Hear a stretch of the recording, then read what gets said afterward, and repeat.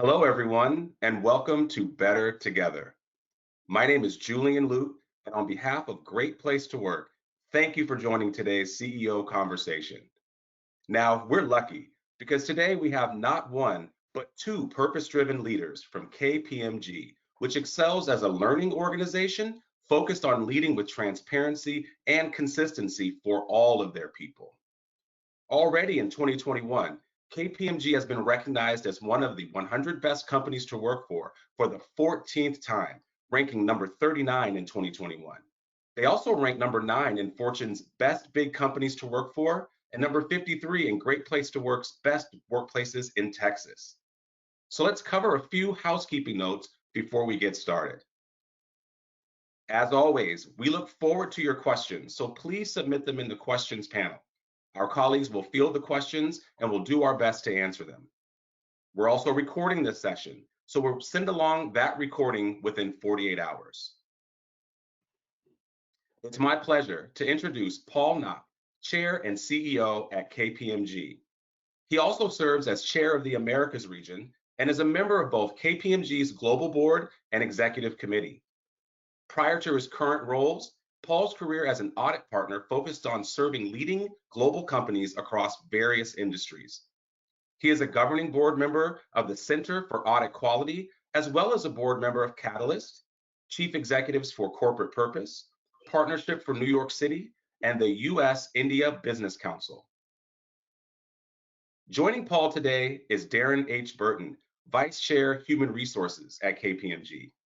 Darren is responsible for the firm's human capital strategy, leading a team of 700 HR professionals in the development and implementation of activities and initiatives in areas such as talent acquisition, employee experience and engagement, learning and development, and diversity, equity, and inclusion.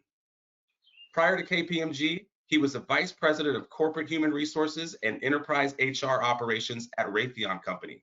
In this role, he oversaw all HR strategies and initiatives for 16,000 employees and led HR efforts for more than 10 acquisitions. Paul and Darren will be joined in conversation by our CEO, Michael Bush. So let's get into it. Michael, I'll turn it over to you. Julian, thank you very much. And yes, I am honored to be here with two For All leaders. Very much looking forward to this conversation. Paul, I'll start with you. Before we get into the questions, we all know KPMG is one of the big four professional services firms with over 220,000 employees worldwide, over 33,000 here in the US. For our listeners, how should they think about the work of KPMG? Just to give them an understanding for the context for our conversation today. Hey, Michael, thank you for having us here today. We really appreciate it. Yeah, our work is based on three platforms: audit, tax, and advisory. And audit is very much about providing assurance on financial statements and other matters that require attestation. Tax is not only about compliance, but it's also about transforming tax and reimagining tax and making sure that organizations are fit for purpose when it comes to what they do in the tax arena. And then advisory or consulting is many different things. In today's world, it's focused on digital transformation, digital automation. Very much deal advisory too is a really hot market right now. Risk consulting. So it's a myriad of different services that we provide in advisory, and it's amazing that we've been able to do all this remotely during this pandemic. Well, one of the things that you've done at KPMG is attracted people who love doing what you just described. As a matter of fact, 88% of them say it's a great place to work. 2 percentage points higher than our 100 best benchmark. So congratulations for that. And as we look at 2021, what we're all focusing on with a little more optimism than we had in the past, but I think it's a good springboard if we go back to 2020. Just thinking about you being elected chair and CEO in March of 2020, your timing was impeccable for walking into a situation with great challenge. And after having 36 years with KPMG, just imagine kind of waking up realizing great things were ahead, but really uncertain things were ahead. Can you take us back to that moment as a leader and how you kind of prepared yourself for the uncertainty? Michael, I think back to that time, and let me take you back even a little further to December of 2019, if you don't mind. I was interviewing for this role as chair and CEO of KPMG, and I was going through my first interview, and I ultimately went through 4 or 5 interviews. But the first question I received was, what do you think will be the major disruptors for the future? And I certainly spoke about technology and talent, but 2 things that I did not identify were a global pandemic and a social justice crisis. And those 2 events or those 2 areas have fundamentally changed our future. And when it comes to our people, I just couldn't be more proud of our people and how they pivoted overnight during the crisis to work from home, to serve all our clients. You know, we increased engagement, and we had to think about very intentionally increasing engagement with our people to ensure that we knew what their needs were. You know, they want to be treated as the humans that have needs, and during this pandemic, those needs were very different, and we were very cognizant of that. We formed a pandemic response committee, a coronavirus resource center, and now we're evolving into kind of a new ways of working. So, you know, all that was front and center, and we know that that is a permanent shift. You know, the way we're going to work in the future is changing permanently. But the social justice crisis, which also arose early in my tenure, is really something that we have to think about working incredibly hard to continue momentum around. So, you know, the digital transformation that we see with new ways of working, that momentum is strong, it's going to continue. The work we have to do around ensuring that we have equitable workplaces, diverse and inclusive workplaces, that work's going to be very hard, and it's going to be a difficult journey, but we're really committed to it and excited about that work. Well, Paul, you know, one of the things, every conversation that I've had with you, you've talked about purpose and being a purpose-driven organization. So this seems to be at the top of your mind because you bring it up every time we talk. And I've seen you in recent interviews talking about this. Can you say more about what this means to you and what you hope this means for KPMG? Michael, our purpose statement, let's maybe start with that, is inspire confidence, empower change. And I have often said to our people that we need to empower change to inspire confidence. So we, you know, kind of turn that purpose statement around to really lead in this very dynamic environment today. And as I think about purpose, you know, I always think about stakeholders, and our employees as a stakeholder in an organization that's never been more important to think intentionally about how we make sure that our employees are feeling comfortable in the workplace, are bringing their whole self to the workplace, and can drive the kind of success that we want in the future. So when I think about purpose and inspiring confidence and empowering change, we're very much thinking about it as a talent-driven strategy. So yes, great talent is attracted by great culture, and great talent then brings the opportunities to generate more business. And if we think about it in that order, culture, talent, and business, and think about the stakeholder view of what is involved with purpose and why we exist as an organization, we think we'll be much more successful as an enterprise if we think about it in that way. Well, Paul, you know, thinking about the week that we're in right now, where we are currently at this moment, you know, as we're talking as a nation, I think breathing a little bit easier because we've had a knot in our stomach about really where does our country stand. And you know, recently I think that while, as you're describing, there's a lot of work for us to do, at the same time we were able to exhale based on a ruling that seemed fair and just to most. But as a leader, you know, I'm sure, you know, if we go back 5 or 10 years, CEOs were kind of moving through the week, business as usual. Something has changed, which is what you're describing. Can you describe your week and also, you know, kind of how you're feeling now as we go forward around creating this for all workplace and the social and physical environment that we live in? Michael, that's such an important question. So, there's no doubt we've said publicly that the social justice crisis, the pandemic, have really hastened the call for societal change. So that's first and foremost. And it was a real awakening moment for many in May of 2020 when George Floyd was killed. And while it was a pivotal moment, you as a leader of an organization, you sit there and think, why did it really take that moment for this to happen? And knowing that there have been so many of those moments over and over and over again for the last 400 years. So this week was really remarkable. And as we think about this week, though, and we think about what occurred, we also have to think about the fact that we have to continue on that journey, that road to progress. We can't take an easy exit. We have to continue to drive more diverse, equitable, and inclusive workplaces, environments for our people.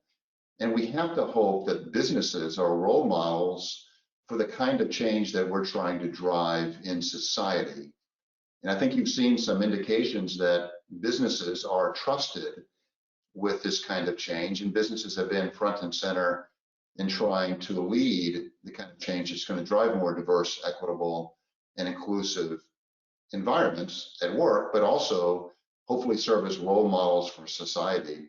And it's why you've seen more CEOs speak out in the last 14 months than we've maybe ever seen in the history of business. We need to be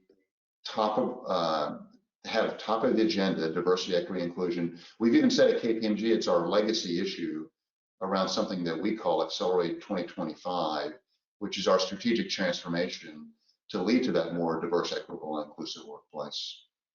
Okay, thank you, Paul. I'm going to come back to that Accelerate 2025. I have a couple of questions for you there. Darren, no pressure on you as the chief people person at KPMG in terms of what you're facing with your colleagues. And one of the things that the data says is that you've been able to achieve at KPMG a strong consistency of experience between men and women, and that there's particularly a high confidence in executives' judgment as it relates to this gender balance. Our data shows that in most workplaces the gap is widened. It was a very different year for men and women, for example, but that didn't happen at KPMG. What have you learned there? What have you done there, which can then be moved through other demographic groups as we think about, creating a great place to work for all? Yeah. So first of all, thanks for having us, Michael. And I want to go back to one of the things that Paul said, and it was about his transition as CEO, which I think we all know is one of those, most difficult moments in a leadership team in an organization when they go through that kind of transition. And I remember having really detailed conversations with Paul about not only about the overall transition in the business, but of course what was going on at that time. And when you set the agenda as a new leadership team and a new CEO, there's a thoughtful process that everyone goes through. And I remember those conversations with Paul and him landing on the fact that based on where we were as an organization and as a country, that diversity, equity, and inclusion had to be a top priority. And he's going to talk about Accelerate 2025 later on, but I think it's important for everyone to understand who's listening to this that that's a process that we went through, and that's the kind of CEO that we have, that he landed on a place where it said, no, this has to be the top of our agenda. Well, so go ahead, please. Go ahead, Darren. Yeah.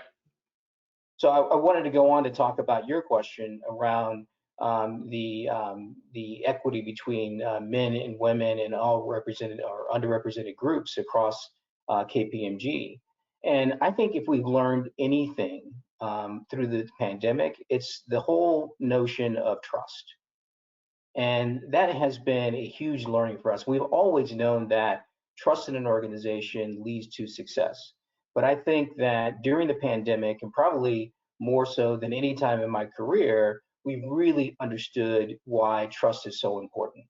people feeling like they have a sense of belonging, people feeling like they're engaged, people feeling like they're recognized for their contributions in an equitable manner. And the pandemic really brought that to light, more than ever. And I think that our success is really rooted in our culture and supported by our values. And what I mean by that is we truly believe that we're better together. And during the pandemic, we saw all groups across the organization, all employee groups, really take an effort to make sure that their colleagues were taken care of. In addition to that, I think our success was based on the fact that our leaders were so transparent. So one of the things that you're going to hear about is the fact that we had something called COVID check-in surveys, where we really asked the right questions to really understand the challenges that people were facing. And most importantly, we were acting on what we learned. And so our leaders were being extremely transparent about the actions that we had to take and the rationale behind that. And then very importantly, really responding to what we were hearing from our people and being able to put actions in place to be able to address the challenges that they face. So, clearly you saw the results of the survey that our groups, underrepresented people, people of color, women, actually felt very good through that process. And we feel very good about our success during very challenging times. Darren, I'm sorry for my interruption. I was going to ask you right at that moment, what did you stand on? And you went on to say trust. So thank you for that. Yeah. And Paul, just coming back to this, Accelerate 2025, and also you just released your first transparency report. It's something like a transparency report, letting people know how you're doing on diversity, equity, inclusion, and belonging. It's a good idea until you do it. So it's one of those things that's a really bold act of leadership. So if you could let people listening know what it is, why you did it, and say some things about Accelerate 2025. Michael, that's an interesting take on it. It's certainly our view that transparency through the transparency report leads to accountability, and accountability then leads to progress. So, the publishing of the report shows some of our own vulnerabilities. So while it shows some of our progress, it absolutely positively shows the progress we still need to make too. And that's the journey that I was referring to earlier.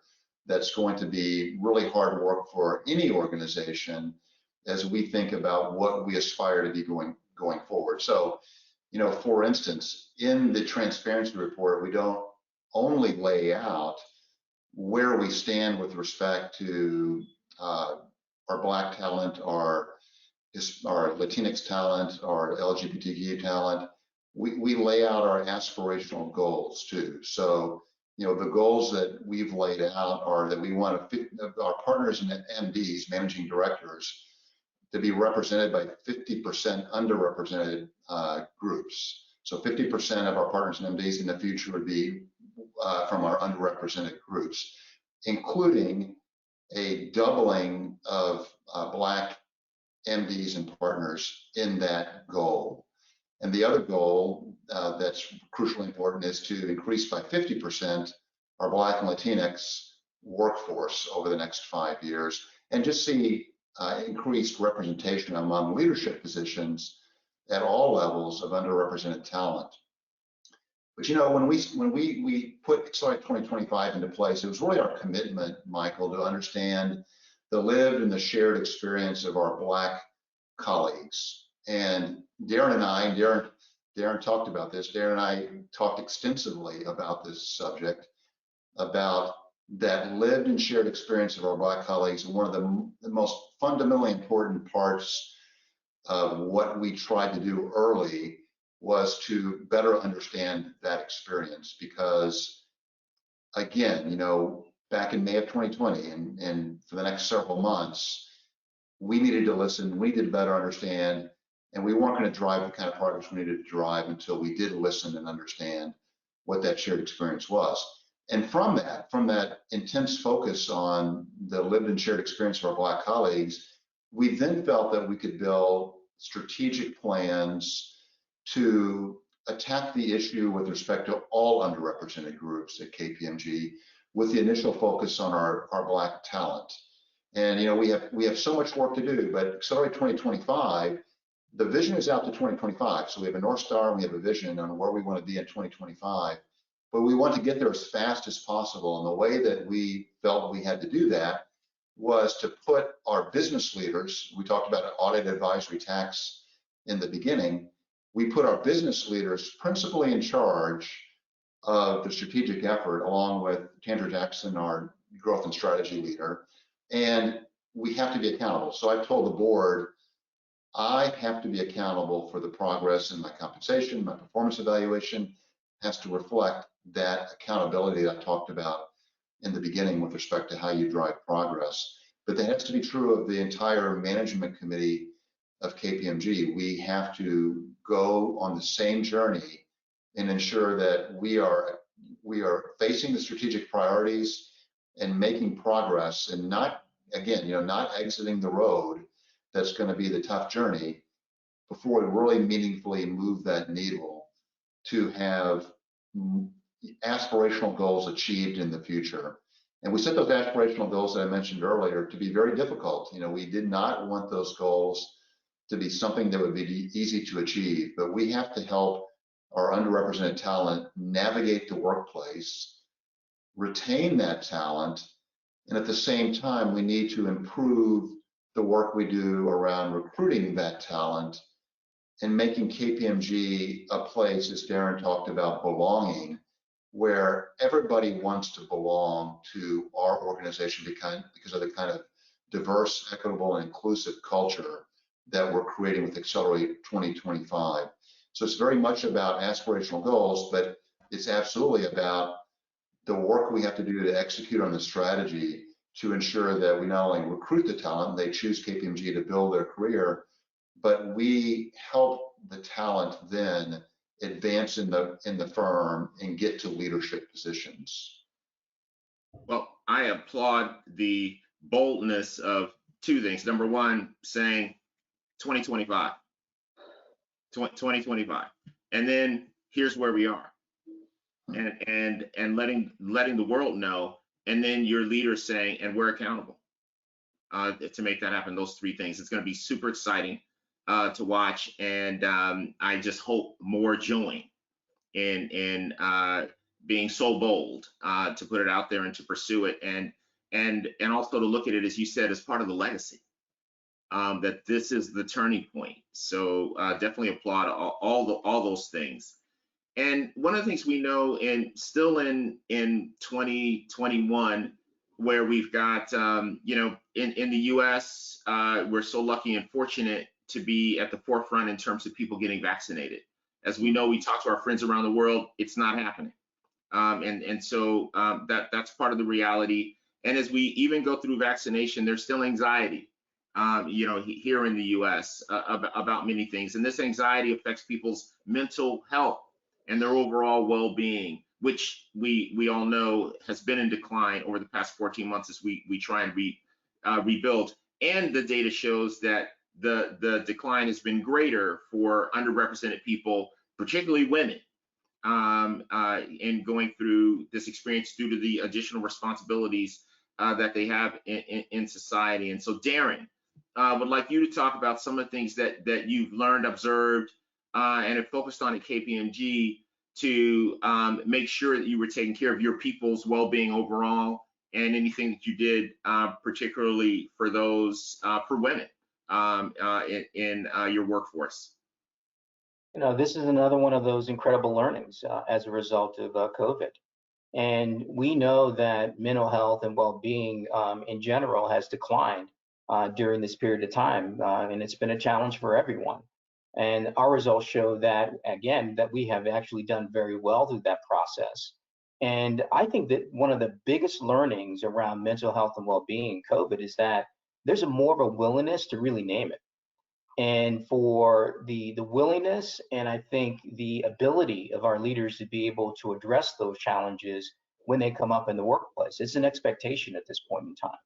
So we did not see big declines in overall well-being when you look at women versus men, but clearly we were listening again.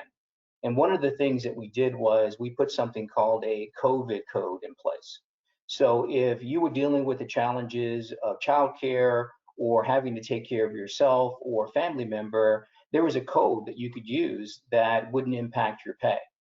And so we not only put that in place, but we encourage people to use it if they needed to. So again, through our continuous listening approach, we understood that that was an issue, and we had solutions that we could put in place to be able to address those very needs.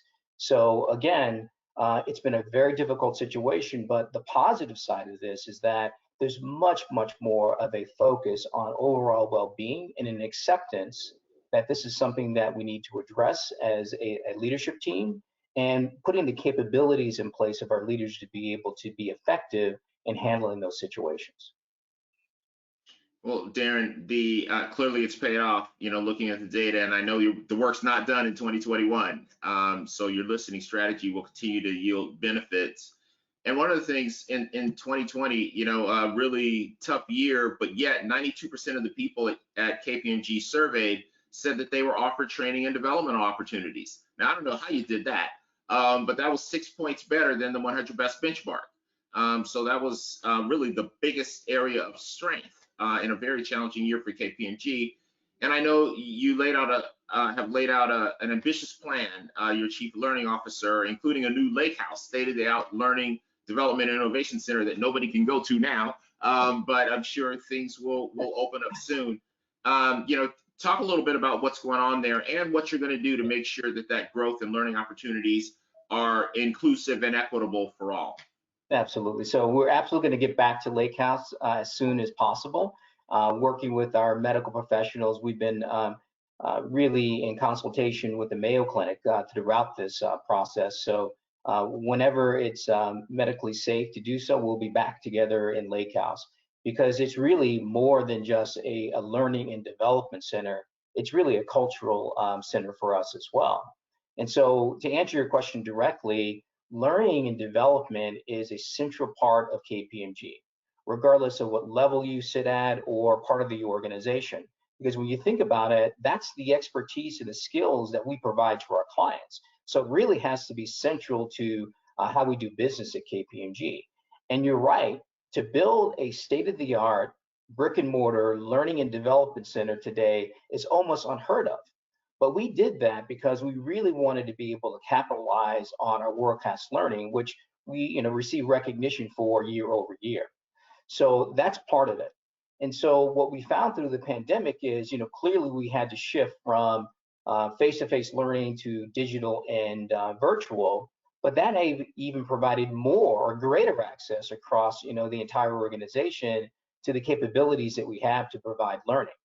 In addition to that, clearly for underrepresented professionals, we have targeted development and experiences for those groups, and we have doubled down on those. So even though we're not meeting face-to-face, we still have those opportunities for targeted development, for mentorship, for coaching, and have really established a kind of environment where our leaders are really leaning into that even more so during COVID than before COVID. Well, one of the things, so you've got this ability to get better, which is what you continue to do, and based on that commitment, as you said, in the DNA for learning and development. And Paul, you've benefited from that learning and development for 36 years. I call you the overnight success. But as you think about that, your own career, and what happened, for you growing in a place where obviously it's been good to you and good for you, and your commitment, and you're just as fired up today, I think, as you probably were 36 years ago from everything that I hear. What's important for you, or what are you excited about as you look forward to Lake House and that investment, and also what we've learned in terms of the digital transformation, in terms of helping all your people learn and develop? Michael, that Lake House, I was actually able to go there in early March of 2020 after I was elected, and just for 2 days, but I couldn't be prouder of what we built there. So we did spend $430 million on this facility. It's state of the art, 800 sleeping rooms, world-class classrooms and technology. And I couldn't help but think about what kind of a cultural asset and gem that's going to be for our firm. So, it's easy to sit here and think, gosh, we had to close it down and it's been empty for 14 months, although we are running some pilots there right now. But it's much more important to think about what it's going to do for KPMG moving forward. So it was very much built to ensure that it was digitally enabled for our people. But what I think about is we are going to have more hybrid working models going forward. There's no doubt that flexibility is going to be the operative word for how we work in the future. But that facility in Orlando, Florida is going to bring people together from not only all over the United States, but all over the Americas and the world to come together to collaborate, to ideate, to create in this learning environment. And we very much constructed Lake House and architected it from a intellectual perspective to be the kind of place where we could collaborate and create for our clients. And we think it's really going to drive innovation at KPMG. Learning and development, yes, but that learning and development is going to be very focused on building the right kind of inclusive workplace, as well as creating innovative solutions for our clients going forward. We have to achieve both those objectives with that real cultural gem, and we're really looking forward to getting it reopened later this year or early next year, hopefully. I bet your people are too. I bet your people are too. So that's some good excitement to look forward to. Can't wait to see it happen. And 40% of your workforce are parents who are now slowly trying to get their kids back to school, and then they'll be out of school, more chaos. So, but yet, your average results for parents rose 3 percentage points over 2020. Again, a huge accomplishment. And your parents report a more positive experience of being kept informed about issues that affect them as parents, and also have a high credibility score in terms of management's actions matching their words, things that they say. And so we know that parents, people with that additional responsibility, were disproportionately affected overall. Again, this is an area where KPMG performed really well. But as you look forward to right now, the transition that people with parental responsibilities are going through, what are you focusing on? Darren, I'll start with you in terms of 2021. Yeah, so for 2021, we're really in tune with that challenge that you've talk about. So clearly people who have childcare responsibilities, who have school-age children, we are taking what we've learned through 2020 and really adjusting what we offer in the way of benefits for working parents. So, beyond the COVID code that is still in place for those individuals, we have doubled down on the amount of time away from work and flexible work practices. The ability to be able to get discounted childcare and have a network of providers that people have access to, as well as just having a network within KPMG, kind of pods or groups of learning that people can connect into to make sure that their kids, if they're working from home and their kids are home, that they have the ability to be able to tie into those pods or networks. So we will continue to learn through this process, but what's most important is that we're listening really positively, I think, in a very focused way on the kinds of challenges that clearly going to continue in 2021 and be responsive to those needs. Hey, Michael, if I could add one thing to what Darren said, if you don't mind. Yes, please do. And I really want to applaud Darren and his organization. Darren, I read in the slide deck that you and I both looked at this week that leaders need to recognize needs of our people as humans and not as resources. And that's really the success that Darren and his organization have driven since the start of this pandemic. And they're very focused on how we evolve and ensure that we continue to do that. So a lot of the results that Darren talked about with women and working parents, the positive results are attributable to us thinking about our people as humans and recognizing their needs during an incredibly challenging time, an unprecedented time in our history. And Darren and his organization were really focused on identifying what those needs were for many different people. So, we have, single people that were had difficulty working in small solitary apartments and needed a certain support. We had working parents that needed support. We had employees that give elder care. There were so many different issues that had to be evaluated, reviewed, but most importantly, we needed to think about the needs of people as humans. And I think the pandemic and again, the social justice crisis have really allowed us to shine a light on those particular needs and think about it through that lens of these are people and we are all going through really difficult times and how can we help each other? And I think that as a values-driven organization, Darren and his team designed really interesting and innovative approaches and programs to ensure that our people were getting the support that they needed. When you think about KPMG and when you hear tax, advisory, risk, and you're talking about care, you're talking about care. That's why you're in the top half of our 100 best list. Because it doesn't matter what you do, it's how you do it. And that connection. And also just, a recurring theme in this conversation is about listening. Darren mentioned that several times. And then listening, and a group needs something, do something for them. And if you have trust, somebody who's not in that group will believe that their time will come. That's the for all part. They aren't, oh, how come, I don't have kids, so what do I get? Well, you get pet insurance or something else. If you've got this culture of trust, people are listening and are going to do things because, again, you're being cared for, as we say, as a person and not as an employee. And then you get the benefits as a result of that. And one of the things I'm wondering, Paul, this one is for you, is there's a temptation, not only a temptation, I'm kind of seeing businesses yield to the temptation of returning to business as usual. People are starting to say that, and every time they say it, I get nervous because it almost seems like they want to jump back to 2019, like 2020 didn't happen.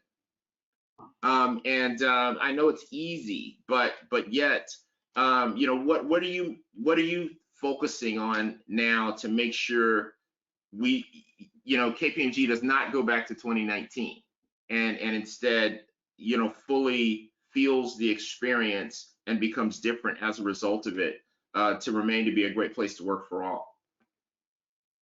Michael, that is the future we're talking about, and I will tell you that we will not go back to business as usual as we did business in 2019. We have to be a lot more intentional about things like our culture, our values, keeping our values top of mind.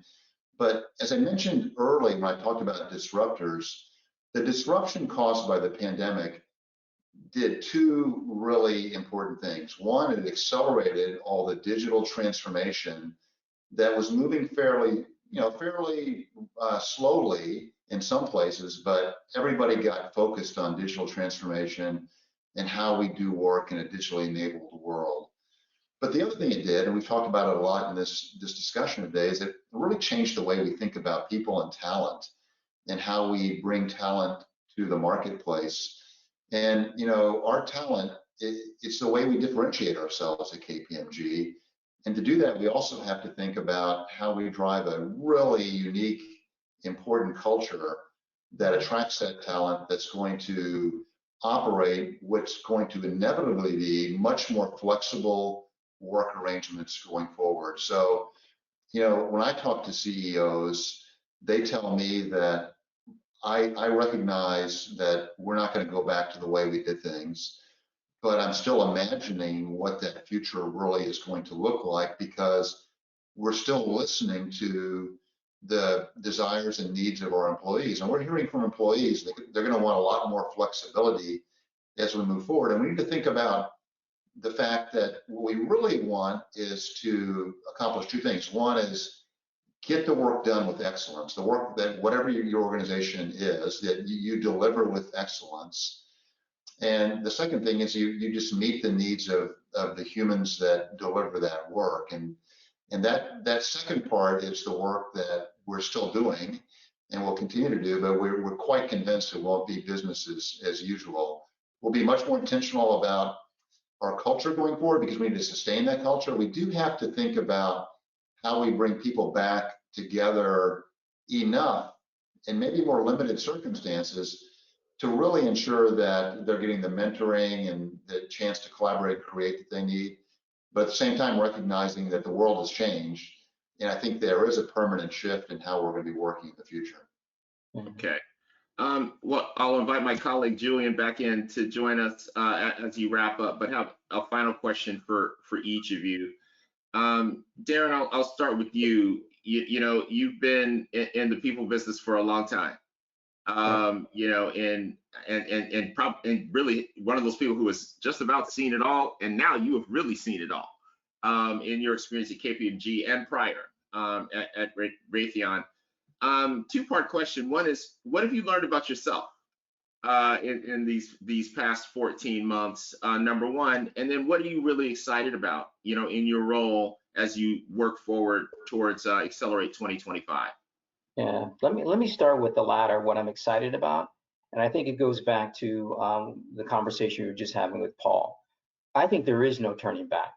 You know, life at work has changed for the better forever. And there are, again, very positive things that we learned throughout the pandemic. And one of the things that's going to come out of this, Michael, is that people are reevaluating social institutions, in particular their employer. And it's not just about the location or hybrid work or how work gets done, but it's the kind of environment that people want to work in, because they've really had a chance to evaluate, you know, the social unrest, the political unrest, the economic crisis, and the pandemic, and have come out of that with a thought that I really need to be able to take my talents and my skills to an organization that I'm aligned with and I feel good about. And so organizations that learn from that are going to really do well 2021 and beyond.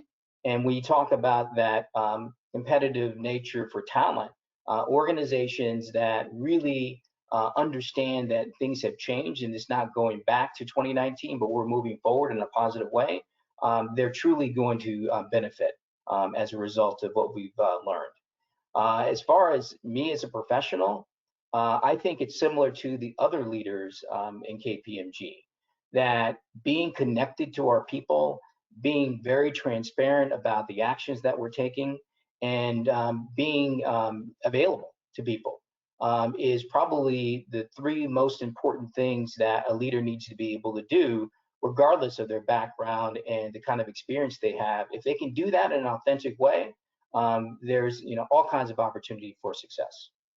Okay, thank you, Darren. And Paul?